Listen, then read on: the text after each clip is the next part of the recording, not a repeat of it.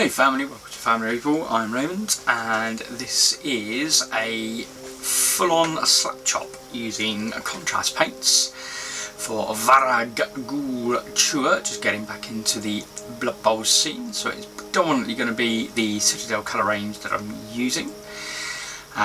So yeah, just taking you through the process that I used step by step in putting together Varag Ghoul. So what you can see here is obviously using the contrast paint and dragging it away from where I want the final colours to be lightest. So recognising that the darker areas are going to pool as to where my brush finishes.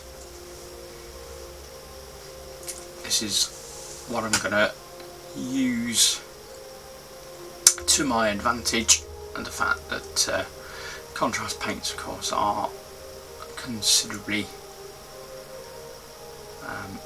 thin in terms of their viscosity,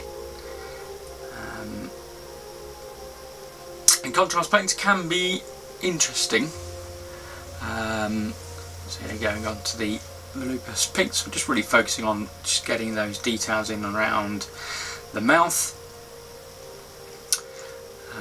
Generally the rule with contrast paints is painting colour wise generally is the opposite of how you would normally paint. So you would go with the lightest colours first, recognising any of the darker colours you use later on you're going to be able to use to cover up generally any spillages that you've had. So now moving on to the Creed camo. So this is the dark green that I'm using to apply for Varag's skin,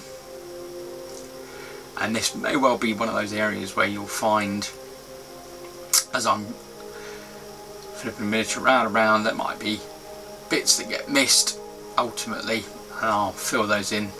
Oftentimes I won't capture the extra filling in on the camera, so just to make you aware, you might be watching this thinking, oh, you missed that bit, and then suddenly later on somewhere in the film you'll be like, ah, it's been painted but not necessarily captured. So that's where some of that stuff will come in.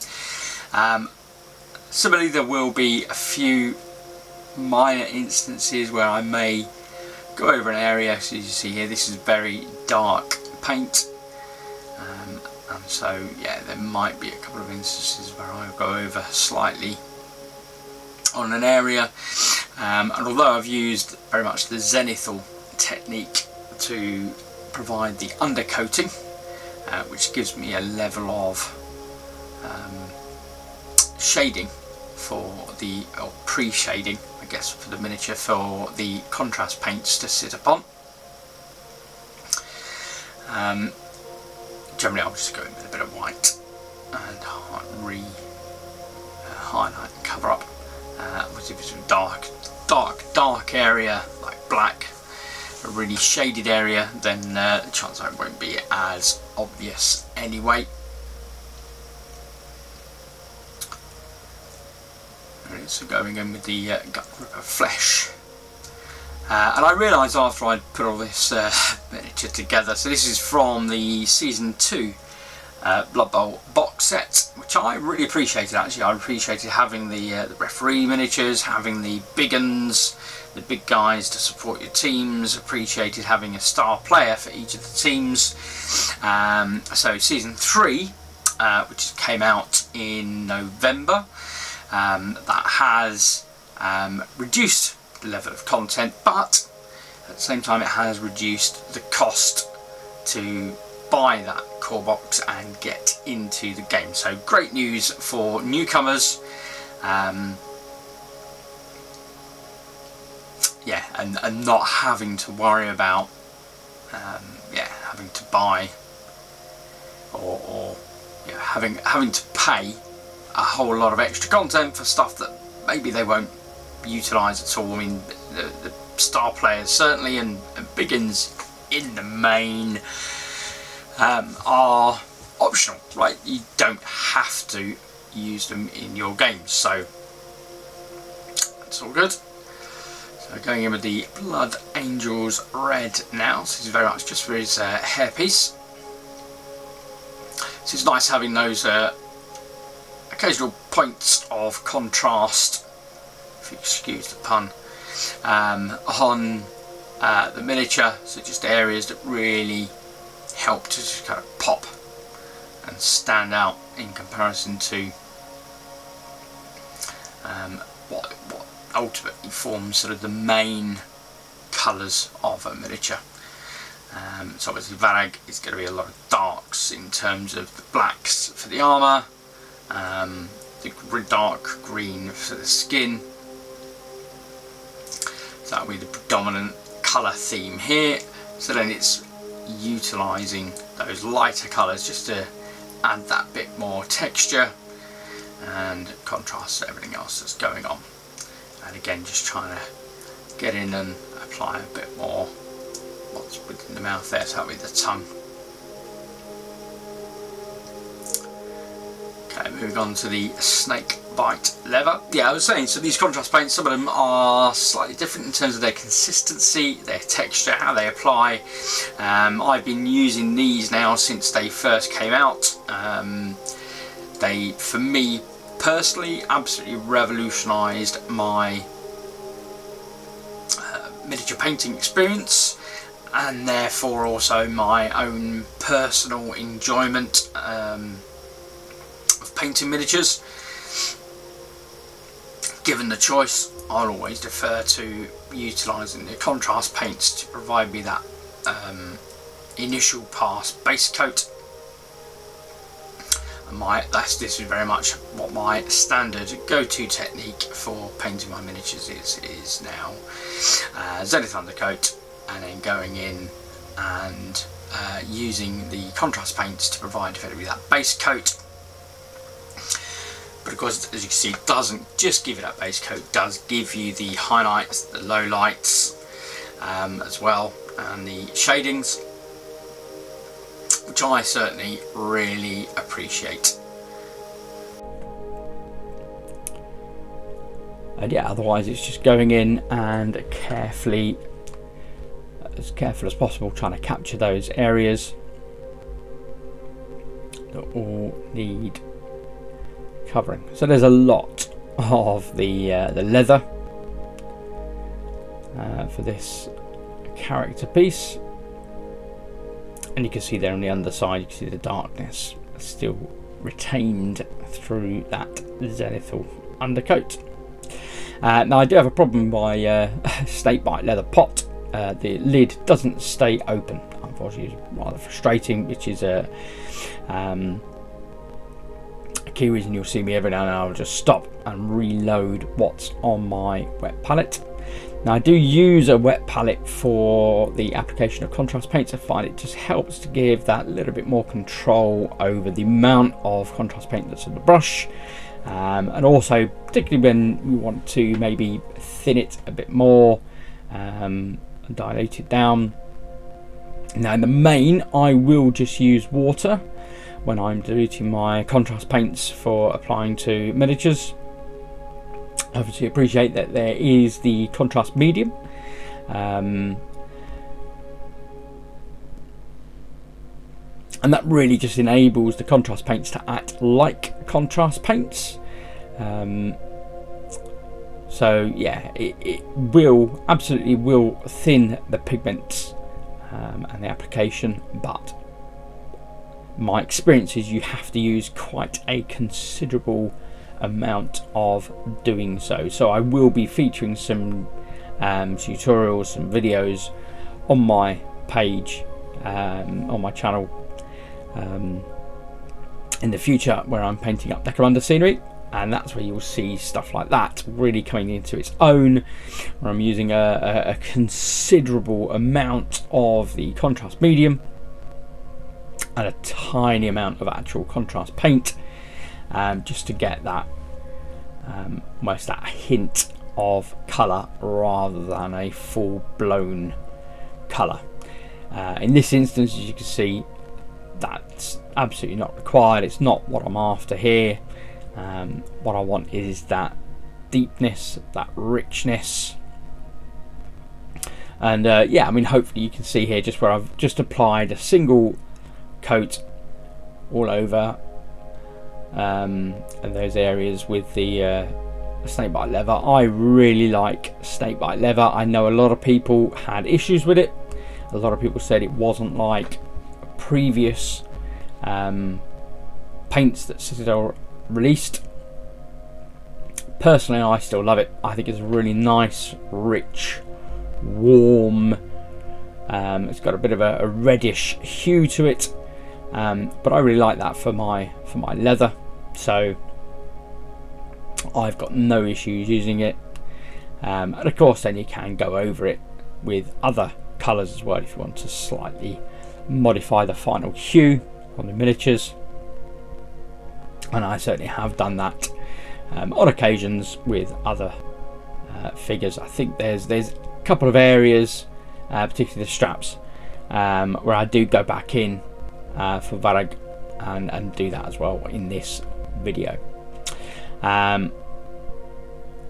So now I'm going in with the Black Templar, and interestingly, well, for me, the Citadel do have 2 pots of black contrast paint. Now I like the Black Templar because actually it gives you quite a matte and almost a kind of thinned black. The other one is considerably darker and blacker, which again absolutely has its place on the shelf and when painting those minis, right? For me, I quite like the thinned down effect because it just helps to retain the highlights of the areas and the miniature, which for me I really appreciate. It's what I'm going for. Now you will notice as I'm going through the video, some of these shots are actually slightly faster, slightly slower, and that'll just be because when you've got large areas like you're seeing here of black, there really isn't a lot going on other than I'm slapping on this paint, right? Other than trying to take care as best as I can to keep things controlled, you know, paint by numbers, keep it in the areas, keep it in the lines as best you can.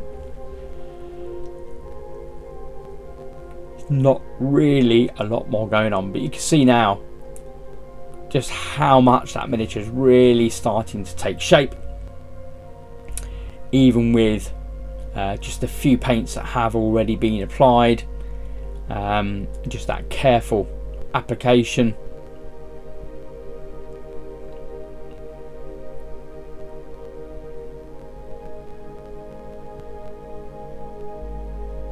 And for me, I tend to, as much as I can, stick to the original artwork and aesthetics.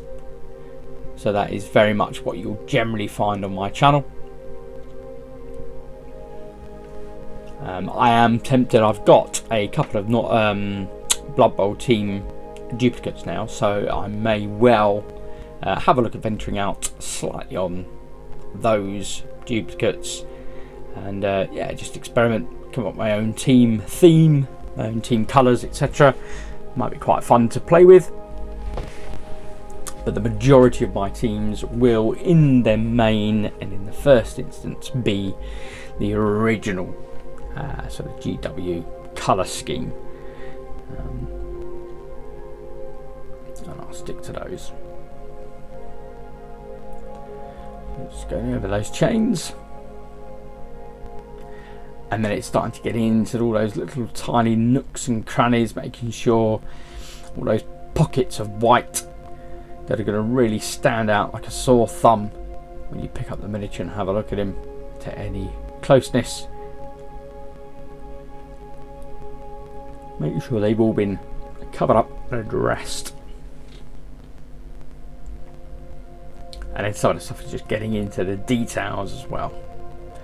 So again, it's just a lot of looking at the miniature, rotating the miniature, trying to work out, okay, would that be this colour, that colour, and then applying as appropriate. So what you'll see there is also in all of the metal stuff generally I'll be doing as black in the first instance, and then I'll be going in afterwards with metallics to highlight them. Here we go.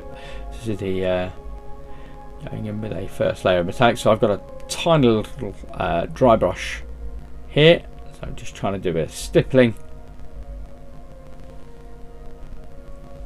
So I want that silver to shine through,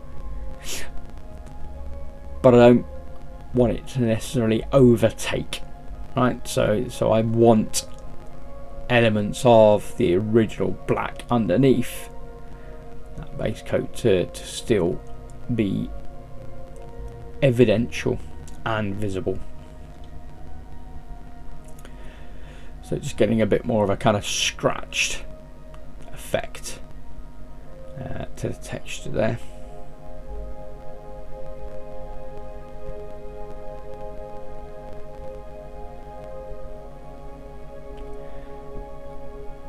Yeah, you really see it now on that, what do you call it, claw? Fake claw.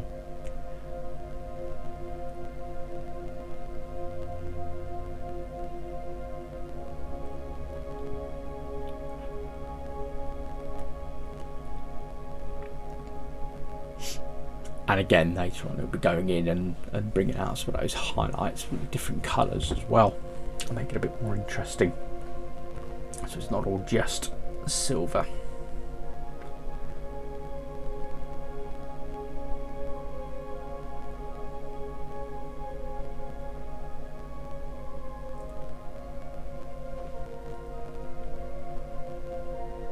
So there's a lot of tiny little buckles. Again, a lot of this stuff is just looking for that detail. So now I've switched up from the dry brush to doing a bit of that kind of edge highlighting, really. Really just want to make sure I bring out that finer detail and that differentiation between the edges of one piece of the miniature to another.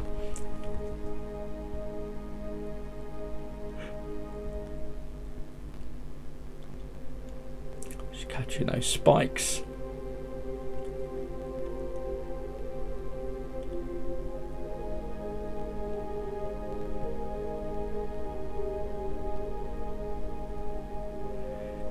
Yeah, apologies, every now and then I'll go off camera, just trying to get those angles.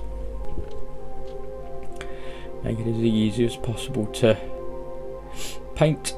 It's not necessarily always easy to maintain it on the camera as well.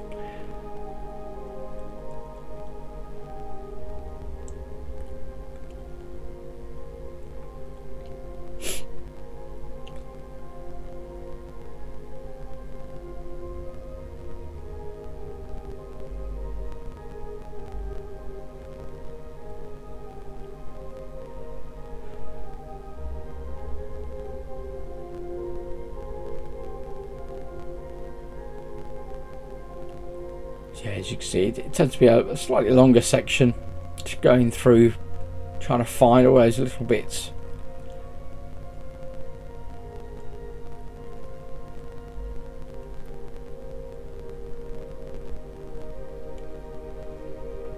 But it's the start of starting to pick out that detail, and then here I'm just going over the rivets.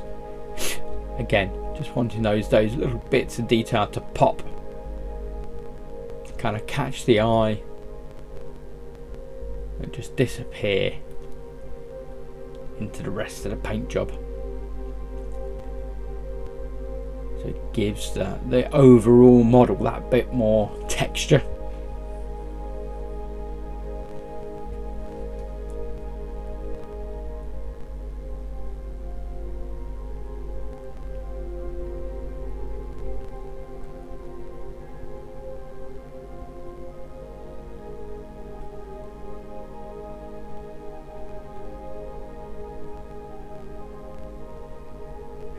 Yeah, just getting back into Blood Bowl after 30-year hiatus. So I've kind of played.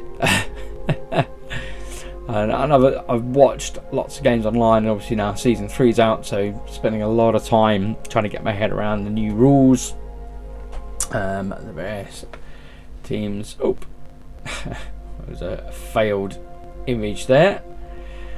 The bar red. Apologies. So this is what I want, really vibrant red for that eye. Really want that to pop. Of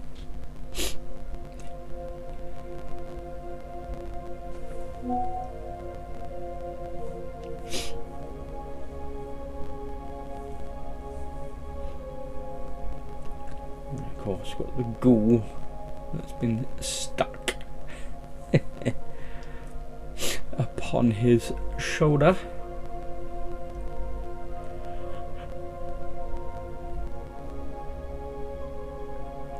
So this is just about trying to enrich a bit more of the areas I went over earlier with the skeleton horde. Just try and really give a bit more depth.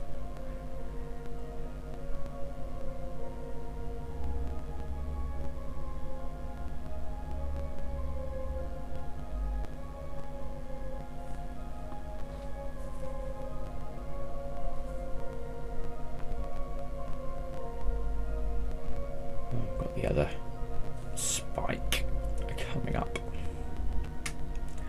the impaled ghoul.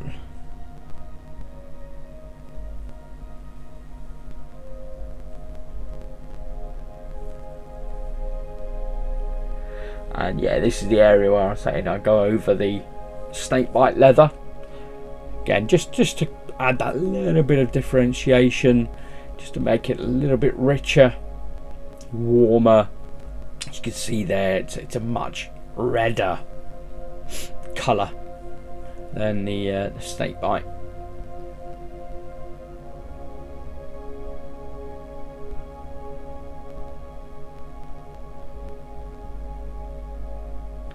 And then going in for the gore, we're on to first again. So I'm using this now to go over the metal. So this is a much more orangey based contrast paint, and it gives it that sort of more weathered rust colouring over the metal pieces. So that's what I'm using it for here. And again, you can see I've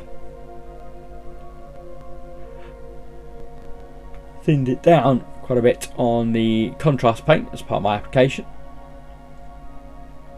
I don't want to completely overwhelm and lose the silver.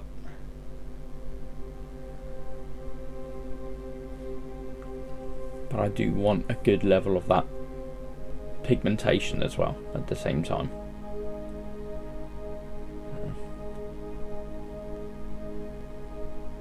As with a lot of these things, it's trying to strike an appropriate balance.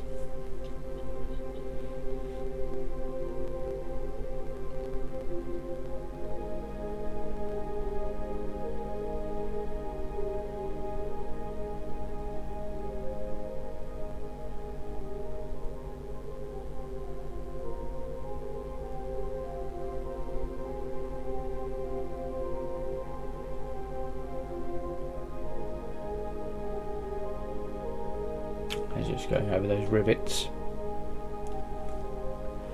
the buckles.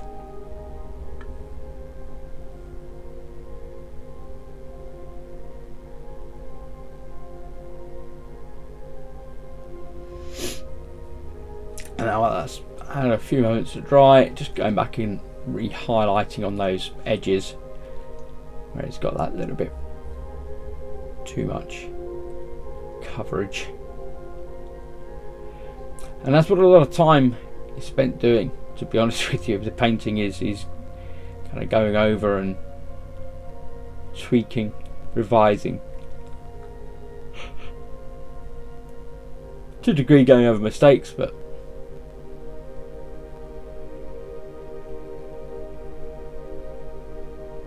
in the main. It's almost a bit like blending, a kind of back and forth till you get to a state you're happy with. So an appropriate level of the two colours.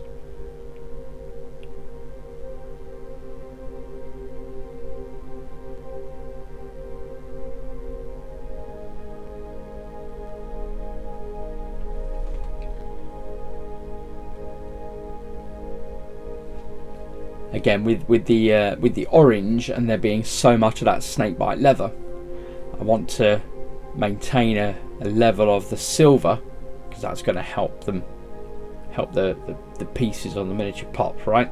Stand out in contrast with the rest of the details.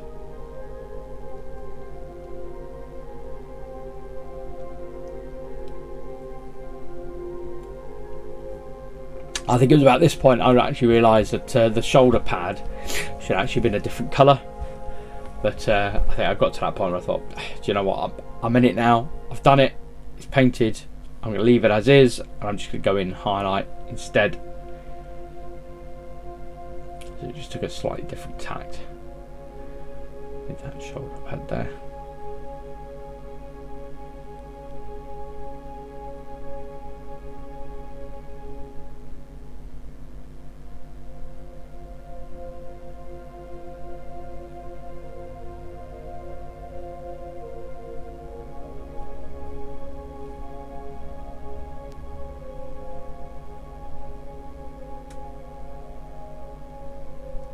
Those tiny little rivets on the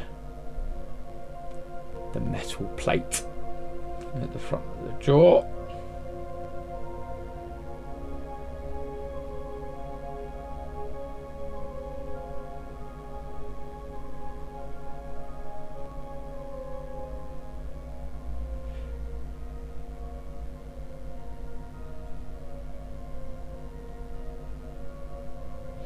And I do find it difficult sometimes, particularly with the metallics. I don't want to clog up decent brushes. So going in with the apocryphy right, so just wanting to again add that bit more texture and shading to that jaw.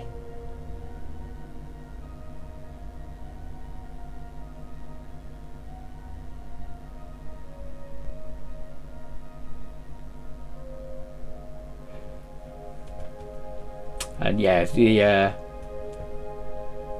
Thunder Valley's green skins main colour tone, of course, is the black and white. And again, there'll be areas that you'll notice on the video that will change as I go through, and there'll be points where I realise, oh, actually that should have been white. I've covered it somewhere else, and I've gone back and then addressed it later.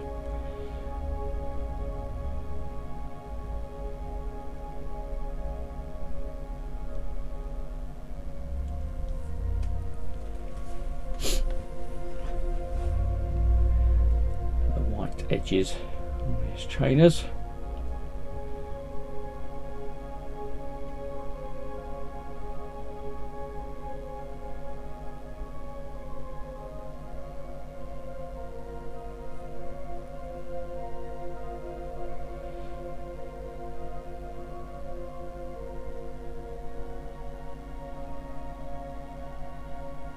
So just going over a bit more, trying to add a bit more richness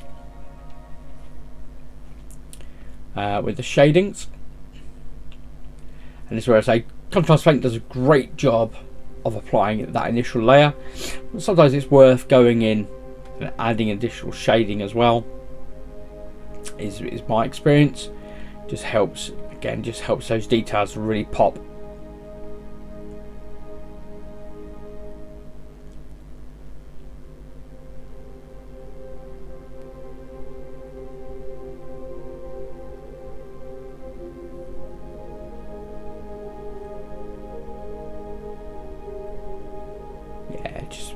Particularly for that ghoul, just really helps him to stand out as part of the overall character piece on the table.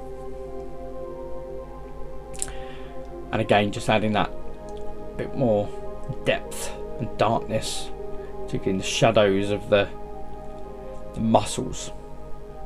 Right, this is a very muscly dark black orc. So I wanted to capture that. I'm now going in, starting to add some highlights. So you'll see there's much less paint going onto the wet palette now. So going with the eye and going in with the highlights on the hair. As I say, it's just that flash of colour. Just adding that bit of contrast to the rest of the model.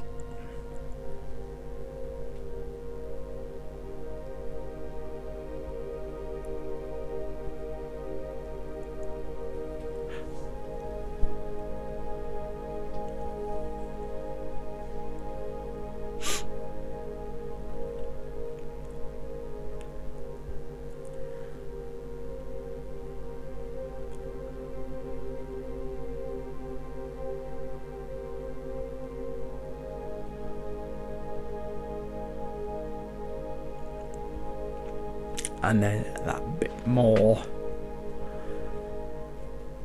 and each time just get that little bit less and less in terms of the level of highlights.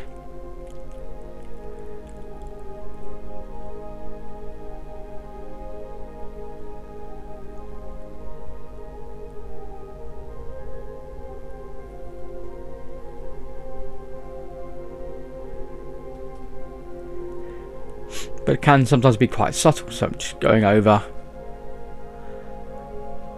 a few times.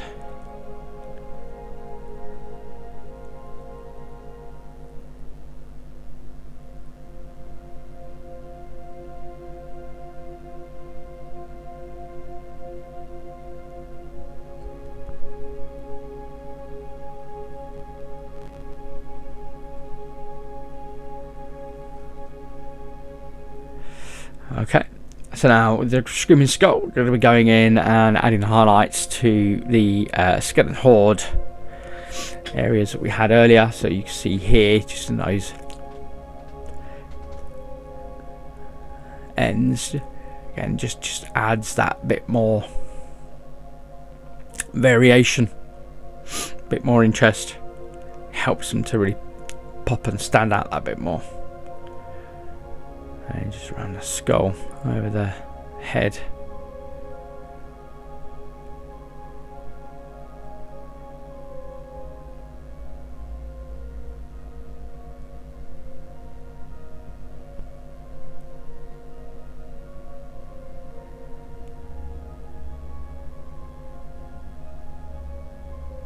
And of course the teeth as well. Not just on the skeleton, but Varag himself and his ghoul companion.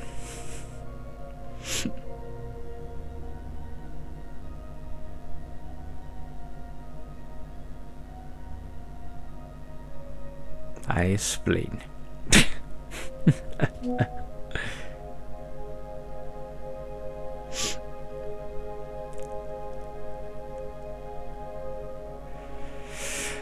So one of the exceptions, we've got that intense white. Exception as in it's not a GW paint. Just wanted to bring that jaw back up.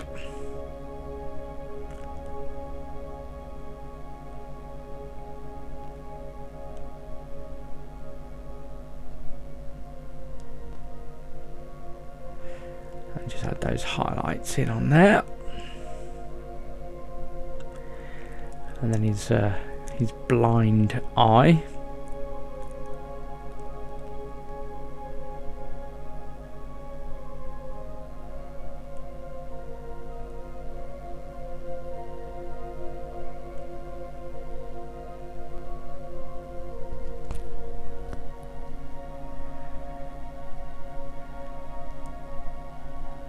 As I say, the main colour theme for this team being that black and white, so really wanting that white to pop as part of that colour scheme.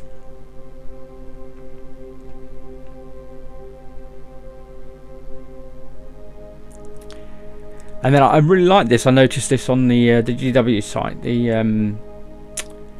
Going in with the blue. Now I'm still trying to get to grips with edge highlighting. I'm very much a newbie still when it comes to this technique. So yeah, still trying to get a bit of practice in. And I think it's these areas where I have got a couple of nicer, more expensive actual sable paint brushes. So using contrast paints, definitely synthetic is the way to go. Using real hair brushes with contrast is the main is a no-no. The chemicals and contrast paints will just kill that brush dead, and those brushes are not cheap. Synthetic brushes, on the other hand, are very cheap, and you get a good number of minis out of a synthetic brush with contrast paint. So yeah, I've been happy with that approach. But yeah, I think I need to probably break out more of my actual and non-synthetic, my actual hair brushes, and use those to do out my fine lining.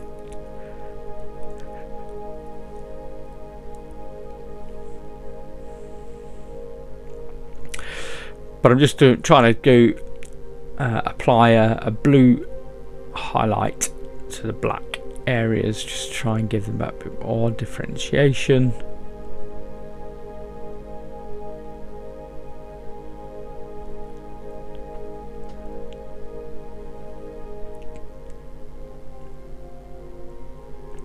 But I quite like the overall effect of this. I think it worked quite well, although as you can see I'm still probably a bit heavy-handed.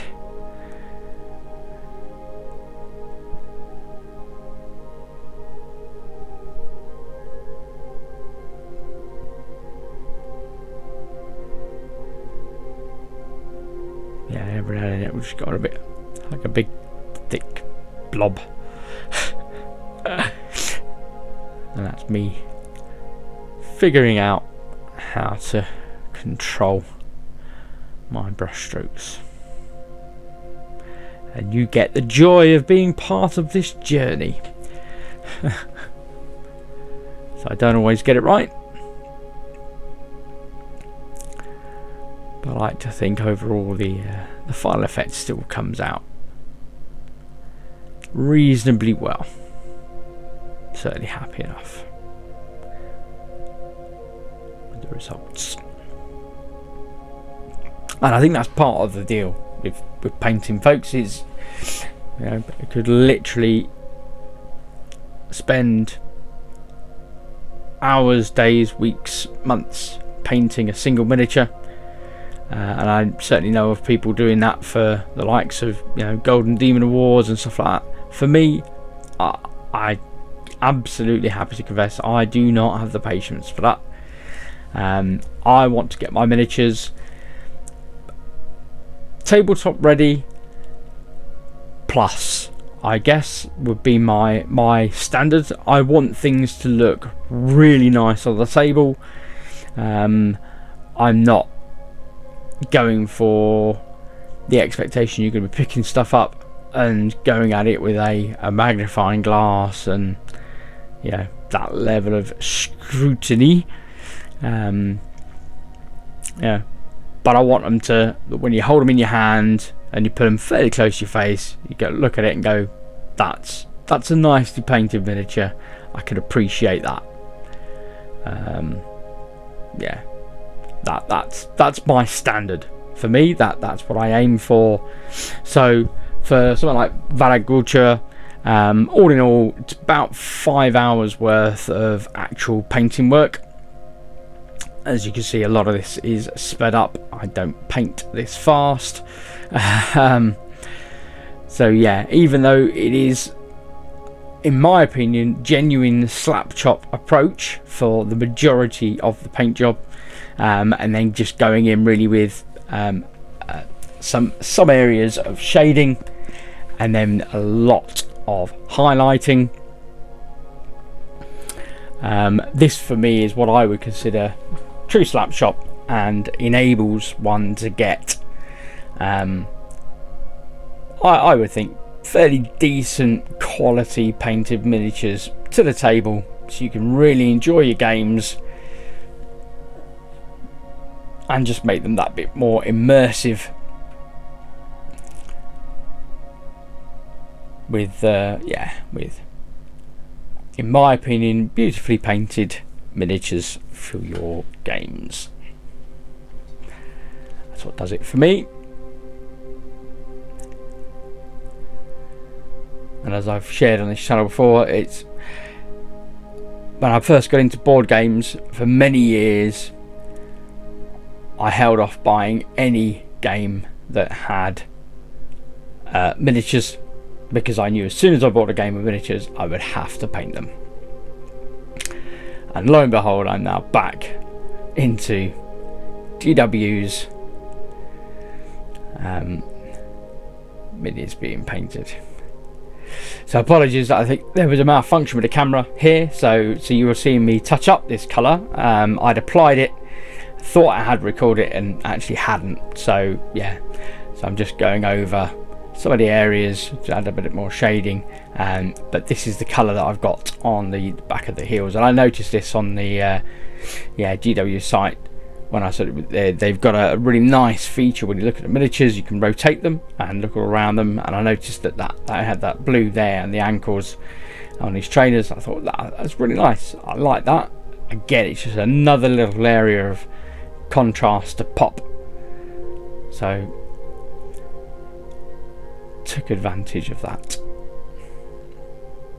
So we're going in with the base now, so we know we're nearly at the end. The main miniature is now fully painted, so we're going in and adding in that texture, obviously trying to be as careful as we can not to accidentally get this on the miniature that is now fully painted.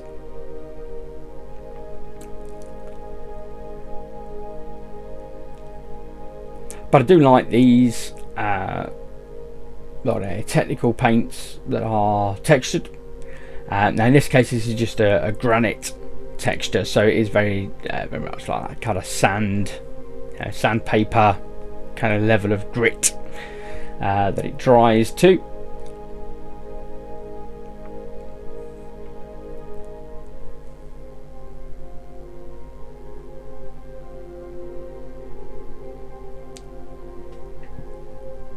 And obviously you can get other technical paints that are designed to be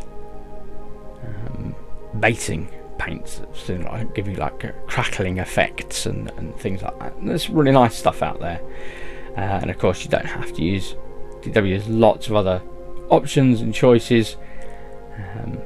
So yeah, you'll see now where I go over with this, it's just added that extra bit of texture to the base. So when you go in with another colour and a bit of shading, it just helps to add that bit more texture.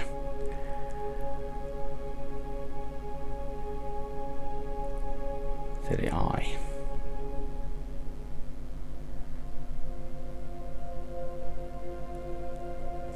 So I'm clearly having the same issue with the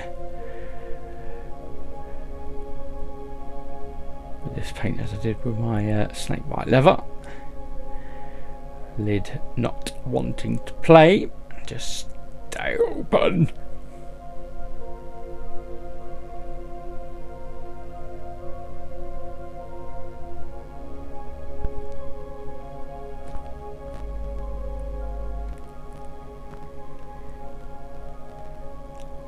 So just try and be careful as possible not to get all over the miniature that is now painted.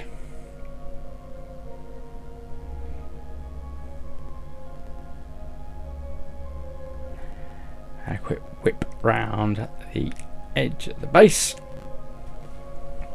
Good old Baden Black.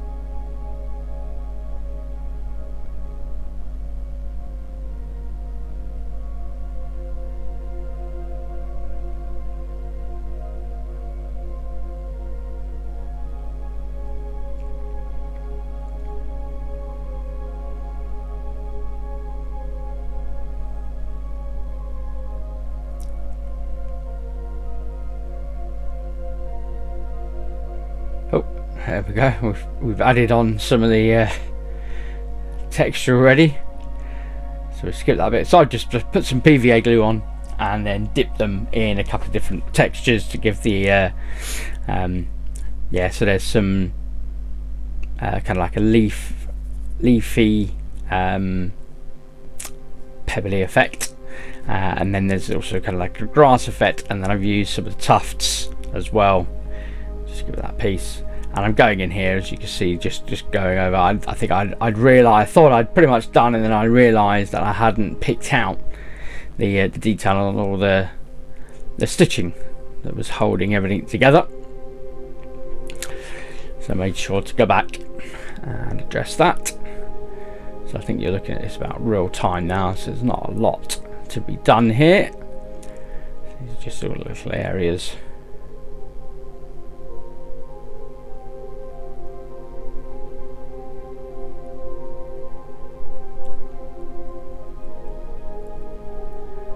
Yep, just pick those out.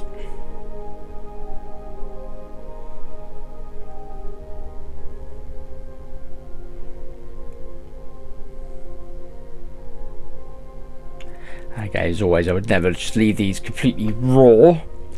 There's just a single pass of paint, and I will go in afterwards as well and apply a level of shading.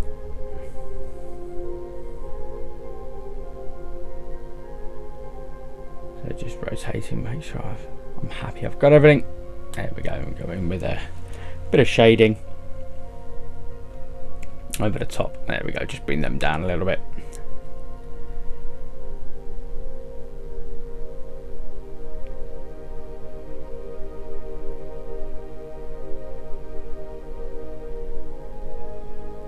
And again, just have that bit of warmth.